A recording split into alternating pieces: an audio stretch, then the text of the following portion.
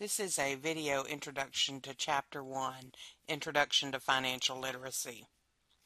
This chapter is the stepping stone to the remainder of the chapters in the textbook. We'll give you a broad overview of things that you should watch for in achieving financial literacy. Be sure that you read the entire chapter. This video is not meant to replace the reading of the chapter.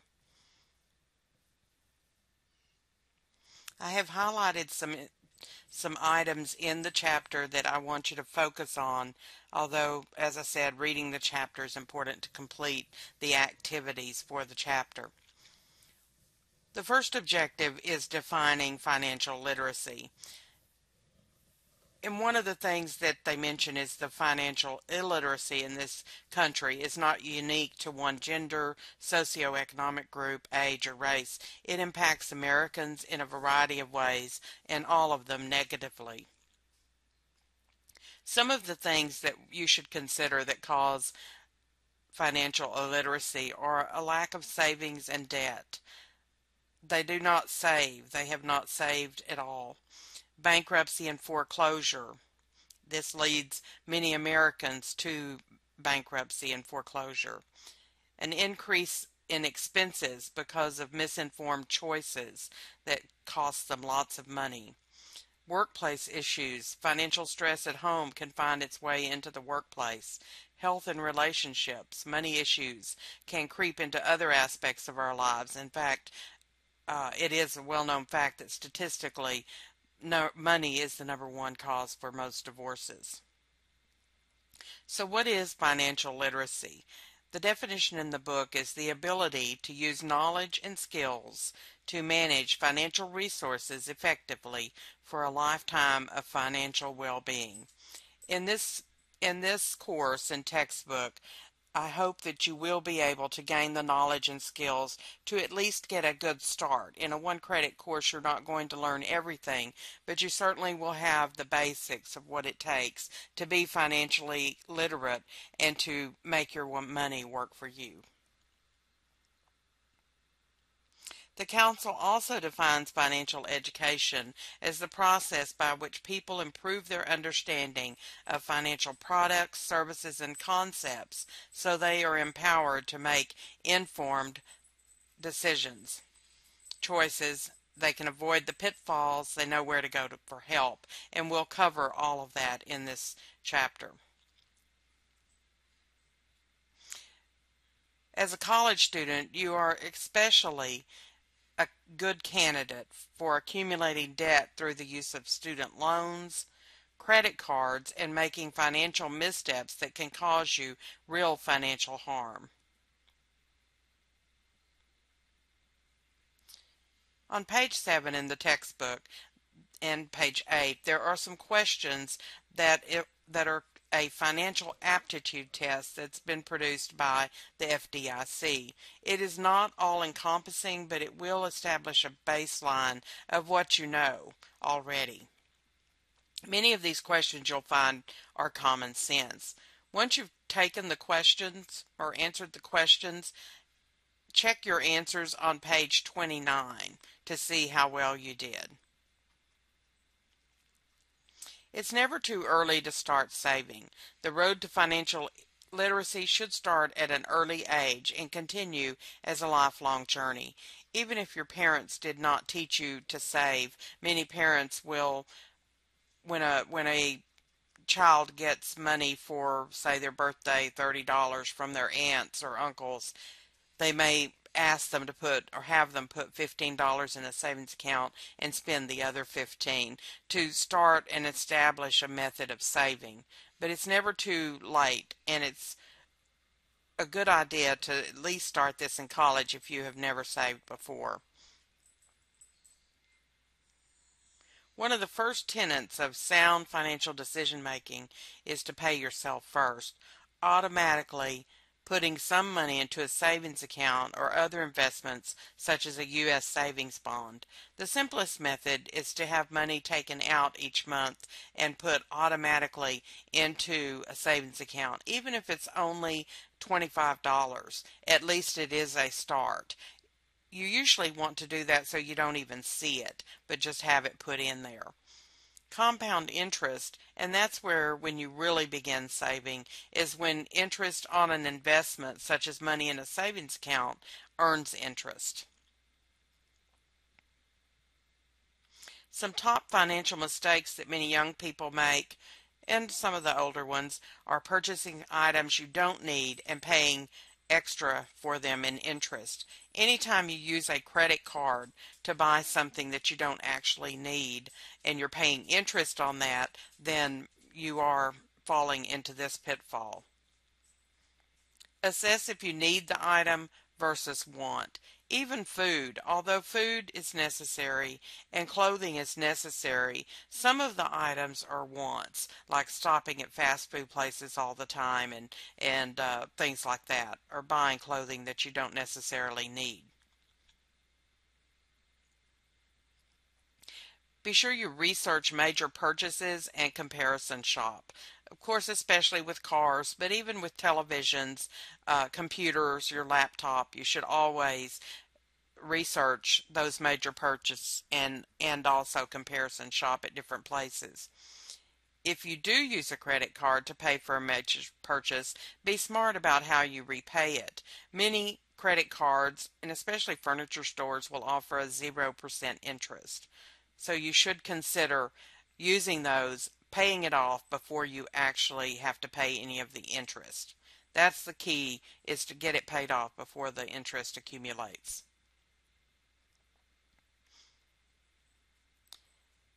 Another pitfall is getting too deeply into debt. Don't spend what you don't have. There are warning signs that you are doing this, such as borrowing money to make payments on loans you already have, or getting payday loans, which is very expensive, deliberately paying your bills late, or putting off doctor's visits or other important life activities because you don't have enough money. You want to be sure that you do not tarnish your financial reputation.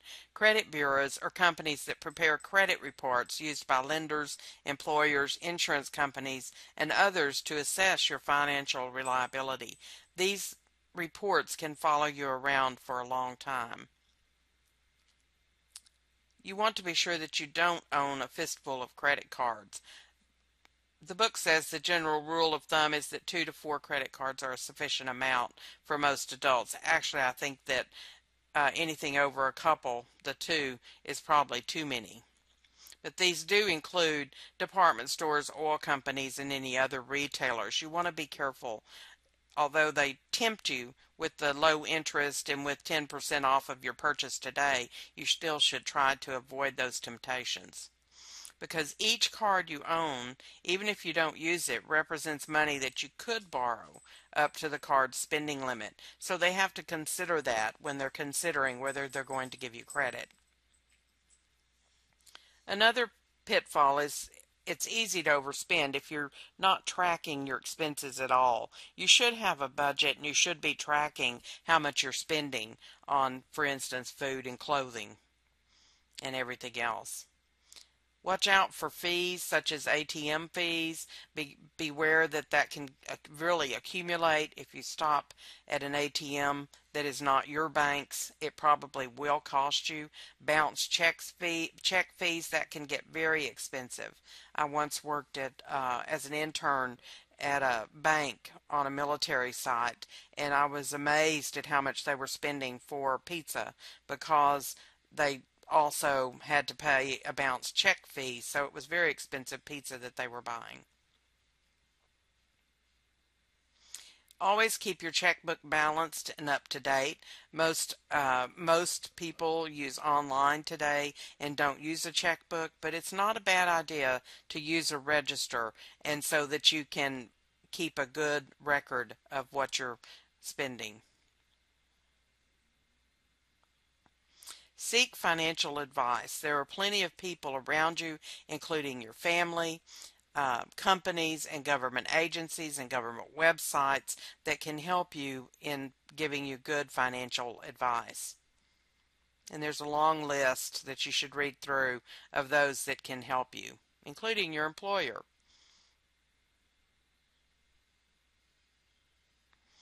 Personal values and personal responsibilities. It's important that you understand the difference between the two.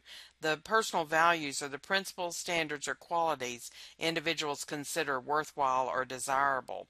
They provide a basis for decisions about how to live and serve as guides when we direct our actions, which means it also um, gives you decision making about what you're going to spend your money on. You can have some conflicting values, or family versus satisfying career, religious beliefs versus pleasure, material possessions versus financial security. Personal responsibilities involves working on our own character and skill development rather than blaming others for situations and circumstances.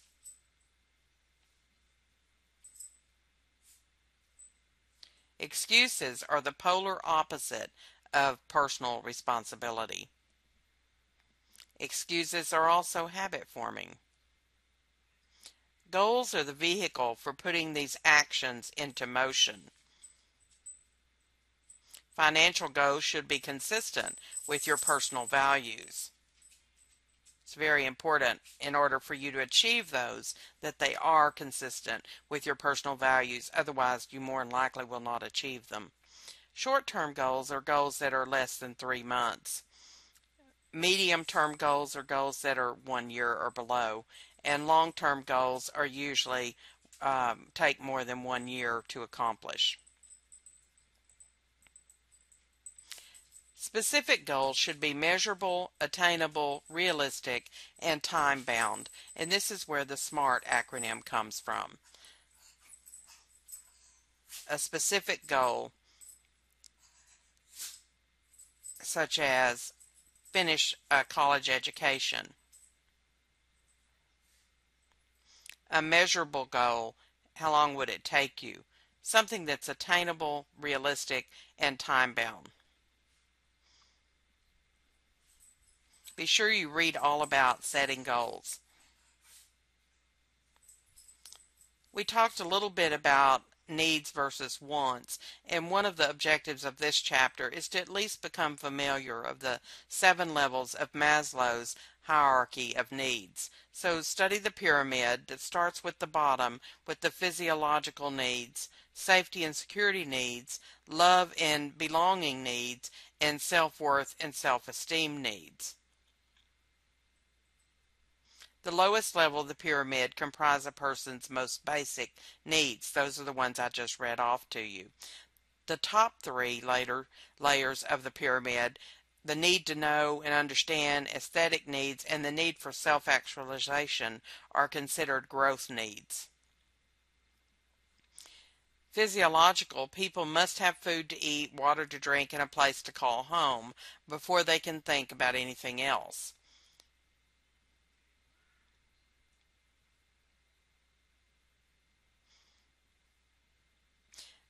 To distinguish between needs and wants, a need is something that is a necessity in life, such as food, water, and shelter.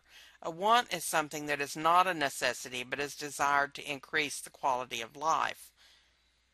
A need is a have to have, and a want is nice to have. So consider those when you're purchasing items such as soft drinks and fast food and clothing that you don't actually need, or a more expensive apartment. All of those are wants and nice to have rather than needs. Motivation in life is key. In order for you to meet all of your goals, you have to be motivated to do so. The other objective in this chapter had to do with technology. Paychecks are automatically deposited. Debit cards take the place of carrying cash. Online bill payment is the monthly norm. Balances can be checked online from virtually any electronic device. It's quick, convenient, and easy, but buyer beware. As technology has, and we all use these items, it does become easy, but we find we do less with balancing our checkbook. We find that we do less with making sure that we are spending our money properly and not wasting our money or not getting into bad debt. So be sure that you read this part about where technology can help you and where it can't help you at all. So, um,